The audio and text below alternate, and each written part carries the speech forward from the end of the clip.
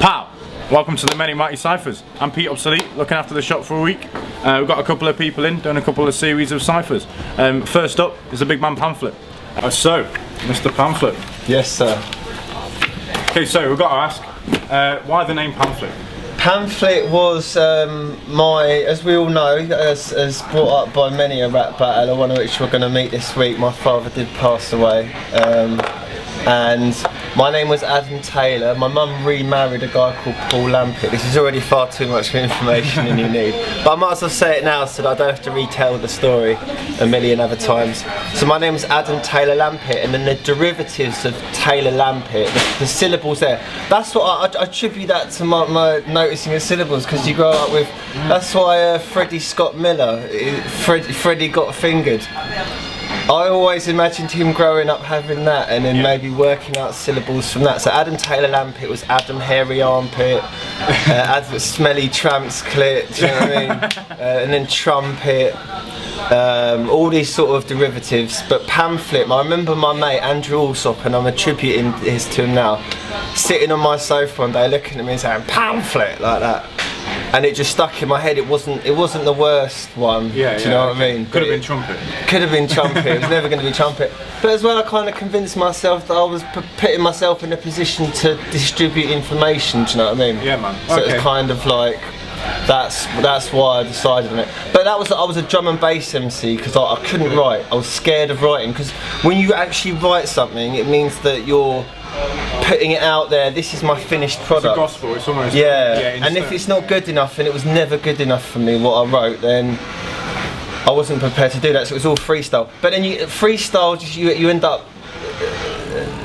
up spitting semi-writtens anyway, because you start writing them in your head. You start forming them in your head. Yeah. Okay, sick. Well, that's very interesting, and obviously never knew. Interesting about Pamphlet, man. The distribution of information, let alone you being open on stage, literally. Which is very interesting. Okay, and I'll come through your letterbox. Yeah. Okay. Not today, hopefully. Right, cool. How long would you say you've been in the rap game without sounding too friggin' American? Officially, as I said, the first time I ever performed anything I wrote was when I went to Holland. September, 2 years ago, coming up 2.5 years ago, so I don't know whether that's 2010 or 2009, I think 2010.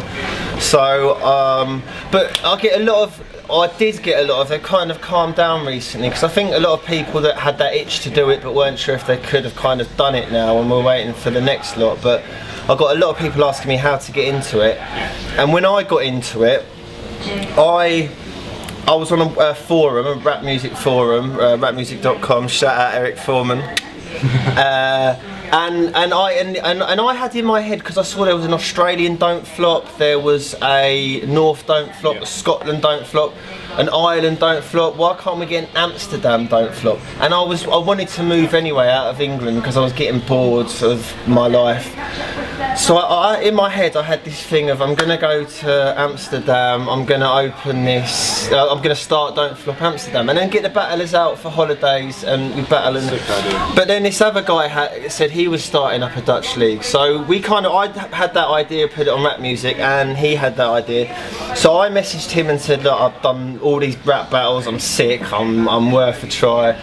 So he said, I've got an opponent for you. So he was building it as English rap battle legend, or not legend, but he's done this before type thing, versus our guy. He told me that their guy only had one arm, and what's the dude's name? Ahab. Yeah. Ahab, of course. So that whole, how am I going to write bars for someone, because I've never done it before, became like, how many jokes, because I've studied comedy, that's what I do, I study comedy. Whenever kids were in school, I was watching Reeves and Mortimer videos, I studied comedy, and so it was all of a sudden, what jokes can I do about the one arm? And then I've got Holland as well, and I've got this. There's a lot to go off, isn't there? Yeah. Okay.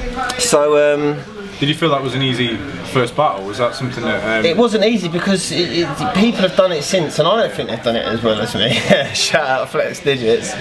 But I think I come up with a lot of original angles in it, and it wasn't easy, but it was certainly like a good introduction to the sport. Yeah. No, sick. Did you win, lose, or draw it? Yeah, I won. Yeah, I went there with my mate. I didn't know how I was going to do. I was written my bars, practiced my bars, but you never know how they're going to react. It's a foreign crowd as well. Yeah. No one knew who I was, so I turned up there and smashed it, and it was like, it was just the adrenaline rush that I was looking for in life. To calm down there, mate. I was lean.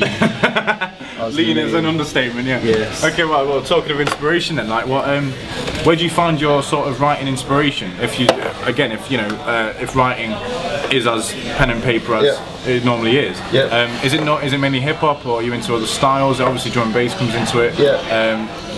I mean, if you're talking about when I'm writing my battles, it's the comedic timing and it's the setting up of a joke. So guys like Rick Mail, Vic Reeves, Bob Mortimer, even down to sort of, I watch a lot of the commentary versions of the comedy DVDs because they spend time explaining why it was funny. And guys like Lucas and William spend too much time worrying about something's funny.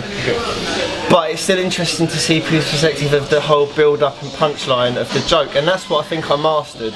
It's a technique. Battle rapping is a technique, and once you've got that technique, once you know how to set it up. But in terms of influences musically, Wu-Tang all day. Wu-Tang and their members and Redman, New York. The creativity, accent, alter ego. It's the flow, to be honest with you. It's the flow more than anything. It's that whole, it's how words are put together. My problem at the moment with writing is it's like, right, I know I've got flow and I know I've got lyrics, but unless I'm able to really put the two together, I'm not going to go anywhere, do you know what I mean? So at the moment, I'm struggling with, am I going to spend loads of time trying to perfect this art, or am I going to leave it to the people that can do it? And that's what I originally wanted to do. I give myself free battles because I don't want to be one of these people that's out there doing something that doesn't need to be done, do you know what I mean? Yeah, of course. So, you've got to have purpose, haven't you? Yeah. And same with music.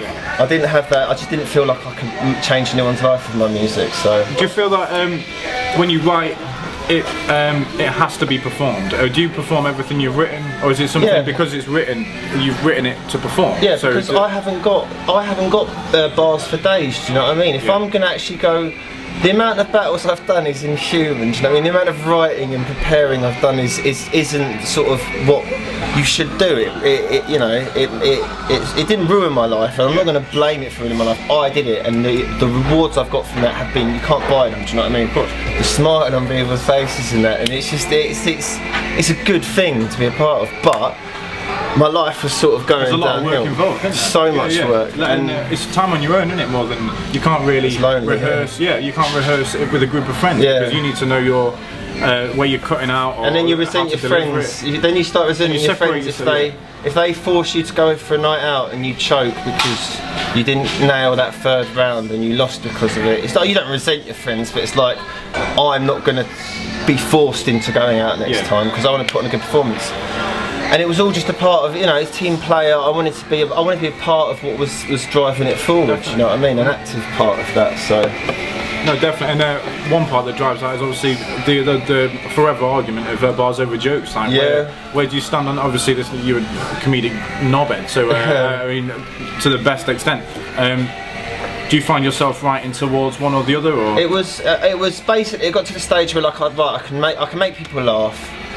It's not fun anymore making people laugh this way because in order to tickle them on live you have to come with something silly. Yeah. Because when jokes get a little bit too clever they stop being jokes and you start having to think about them and then you forget to laugh. So but that wasn't a challenge for me anymore, so then it was like I'd always had these bars in my battles. Usually I tried finishing a third round of it, like I was watching a 2-on-2, it was like my third battle.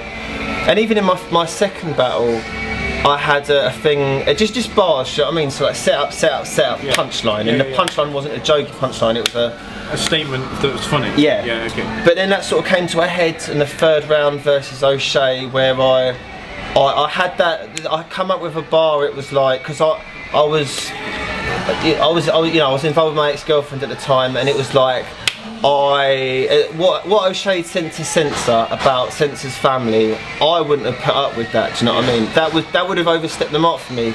In my head, I'm thinking, but Censor, but then as well, I don't blame Censor because I probably getting down to it wouldn't hit O'Shea on the stage, because O'Shea is O'Shea. Yeah. But there is going to get a stage if we're encouraging this where it's going to get out of hand and it's going to start, and it has, you know, with certain events, birthdays and that, you know, it brings people to realise. And then, but all it does then is it makes it not fun anymore, and people don't then want to battle. Do you know what I mean? I think it then reverts to the sort of stereotype of hip hop, where it is an aggressive arena. Whereas I think certainly within the battle scene, it's not. It's a very rare in the country, let alone certainly Manchester, where you've got 250 hard-ass Mancunians pissing themselves together with the same guy. That hasn't happened since pretending John to be Cooper gay Clarke. as well. Yeah, well, no, exactly. It's like Sex Pistols. It's the same with John Cooper Clarke and the Sex Pistols. Like, he'd come on and read poetry to a load of punks who were just been pogoing. And it's you almost converting people. It's almost making them believe that it's an enjoyable, society-based, community-oriented arena, isn't it? It's crazy. Yeah, it's really good. It is really good. It's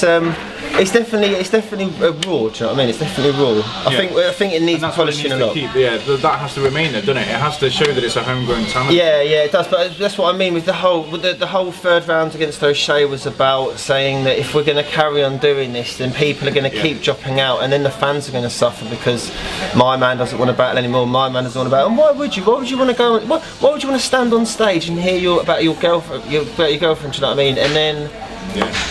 Why would you want to do that? For other people to laugh. That's all we were getting at. When you get to that point and it's like you've done it, it's like you completed that little mission in your life to get there, and you're not getting money for it, then it's just like I'm just putting myself out here now for you guys and not me anymore. So I think it's an intelligence thing as well, isn't it? Obviously, I think if someone makes like a very short dig, it's nowhere near as interesting, amusing, or intellectually stimulating or funny for the crowd.